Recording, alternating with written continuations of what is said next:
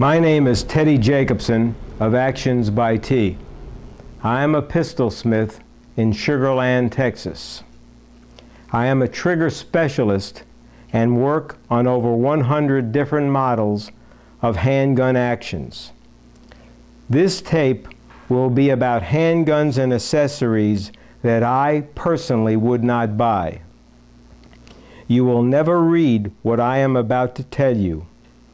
No publication would ever print what I am going to say for fear of losing the advertising money. The opinions I give on this tape are my own.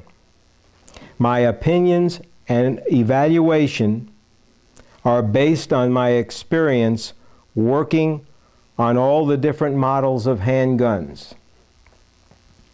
I have no personal involvement with any company or factory.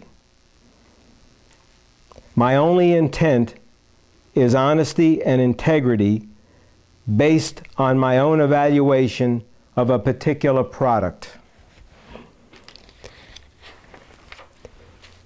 I'm going to show you pictures of different handguns, and I'm going to talk about them. As you can see, this is a Charles Daly 45. I have worked on these.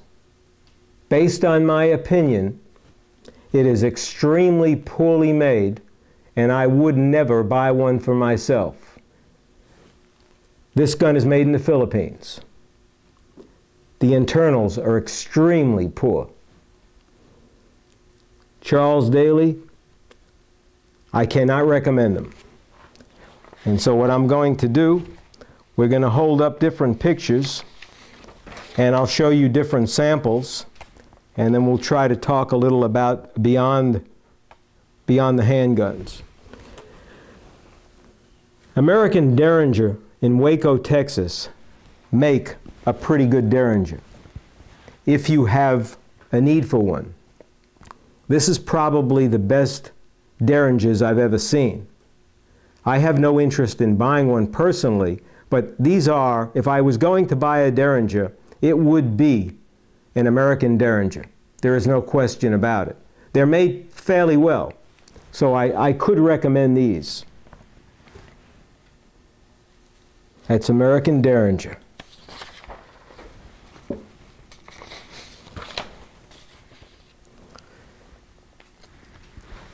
The top picture is a Browning High Power. It's an excellent gun. I would only buy it in the 9mm version.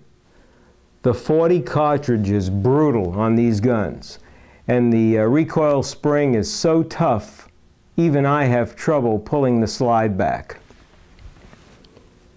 I would buy one of these. The next is this is a picture of a Daewoo made in Korea.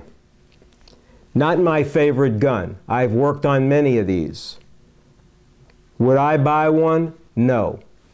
My opinion? No. European American Armory Witness, whether it's double action, single action, these can be made into a reliable gun, but they're very roughly made internally.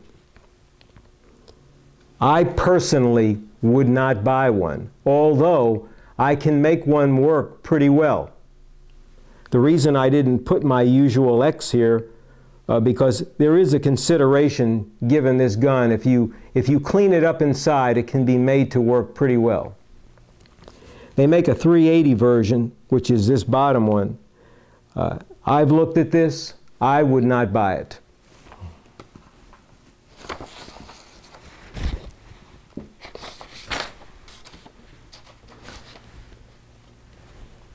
This is an H&K USP, and they have, this is, I've underlined the compact version, and I've got one on the table here. This is it right here. H&K USP. It's very difficult to buy H&K parts.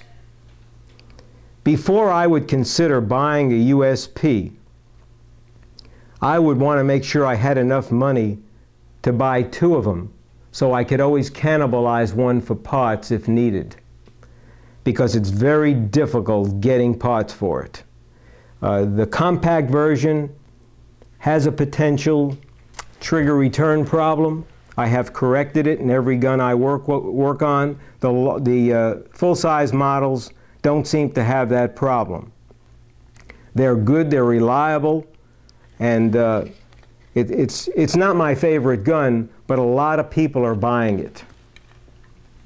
So I leave this open with a reservation stating that if I had to have one, I'd want to make sure I could own at least 2 of them.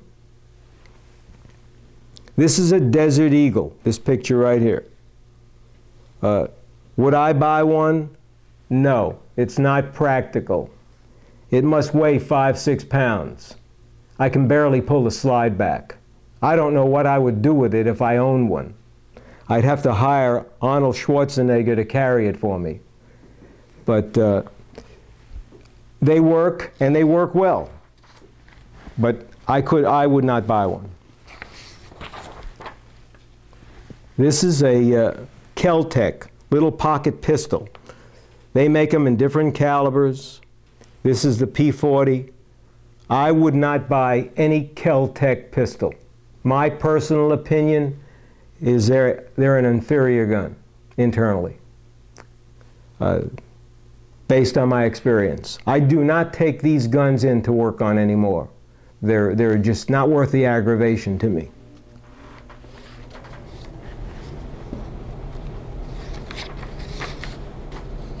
It was easier for me to show it to you this way. I have a lot of models, but it's easier to show it on paper.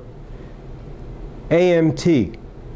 Every gun on this page is an AMT. There is no quality in an AMT handgun. I believe they were recently bought by somebody else. They're castings. This is their backup model. This is their auto. With the auto mag, I wouldn't buy any one of these guns. This is their backup, and it comes in 45 ACP. I get a lot of these in here. I work on an awful lot of them.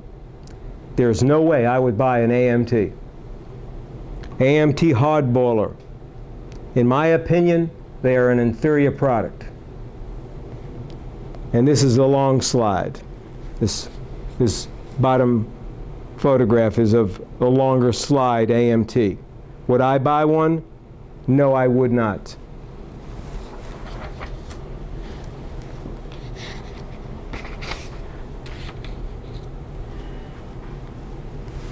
This is a Beretta Brigadier, little heavier slide. I would buy one of these. And I think that the basic open slide 92 model designation is a good gun. I prefer it in the 9mm version. The 40 is really tough on these slides and frames. And there is some breakage that's occurring in the standard. I don't know about the Brigadier, because I have no long-term evaluation of after 5,000 rounds, like I do the standard version. But the 9mm is what I would buy. This is a Beretta Centurion. I would say that this Centurion in the 9mm version, not the 40, is absolutely one of the finest guns for self-defense. I do like this Beretta Centurion in the 9mm. It's an excellent gun. This is a Beretta Cougar. This shows it in, it comes in 9mm, 40, or 45 ACP. I own one of these in a 9mm version. It's a very, very good pistol. I would not buy it in a 45 ACP. The chamber wall is too thin, in my opinion.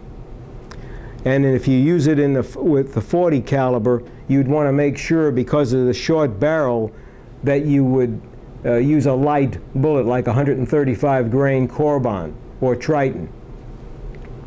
but I'd prefer it in the 9mm. That's the rotating barrel system. And this is a Beretta Bobcat. I would not buy any of the small Berettas.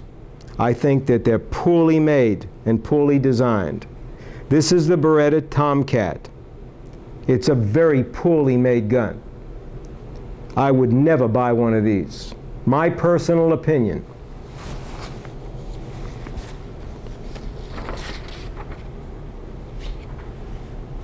This is North American Arms mini revolvers. These are superb little revolvers.